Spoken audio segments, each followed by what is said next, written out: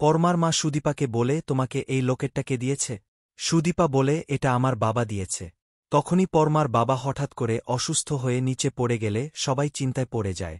তারপর সুদীপা পরমার বাবাকে hand CPR দিলে পাশ থেকে আদিত্যর বর্মা বলে, যদি ওনার কিছু হয়ে যায়। সুদীপা বলে, আপনি একটু চুপ করবেন, আমাকে কাজটা করতে দিন। যদি কিছু হয়ে যায় আমি জেলে যেতেও রাজি। তারপর হ্যান্ড সিপিআর দেয়াতেই পরমার বাবার জ্ঞান ফিরে আসে। তার মধ্যে ডক্টর এসে পরমার বাবাকে চেক আপ করে বলে, উনি এখন অনেকটাই সুস্থ আছে, আসল কাজ তো অনেক আগেই হয়ে গেছে, কে করল? তখনই আদিত্য সুদীপার কথা বললে ডক্টর সুদীপাকে বলে, তুমি কি ডক্টর নাকি মেডিকেল স্টুডেন্ট? সুদীপা বলে, মেডিকেল স্টুডেন্ট, কিন্তু ডক্টর হব। এরপর ডক্টর আদিত্যর বড় মার কাছে সুদীপার প্রশংসা করে সেখান থেকে চলে যায়। তারপর পরমা তার বাবাকে নিয়ে হসপিটালে যাওয়ার কথা তুললে পরমার মা আর আদিত্য মিলে সুদীপার বাবাকে হসপিটালের দিকে নিয়ে যায়। আর পরমা সুদীপাকে হসপিটালে যাওয়ার কথা বললে সুদীপাও পরমাদের সাথে হসপিটালে চলে যায়।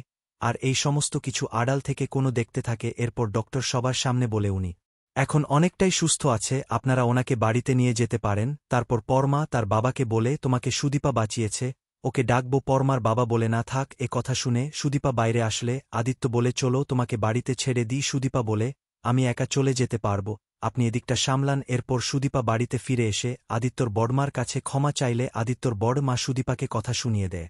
তারপর আদিত্য সুদীপাকে একটা কাগজ দিলে তাতে লেখা থাকে সুদীপা মেডিকেল কলেজের চান্স পেয়েছে। সেটা দেখে সুদীপা খুশি হয়ে যায়। এরপর আদিত্য বলে, সুন্দর, ধরা পড়েছে, অন্য রাজ্যের পুলিশ ওকে অ্যারেস্ট করেছে। এসব কথার মধ্যে সুদীপা আরশোলা দেখে ভয়ে আদিত্যকে জড়িয়ে ধরলে আদিত্য আরশোলাটাকে বাইরে ফেলে দেয়।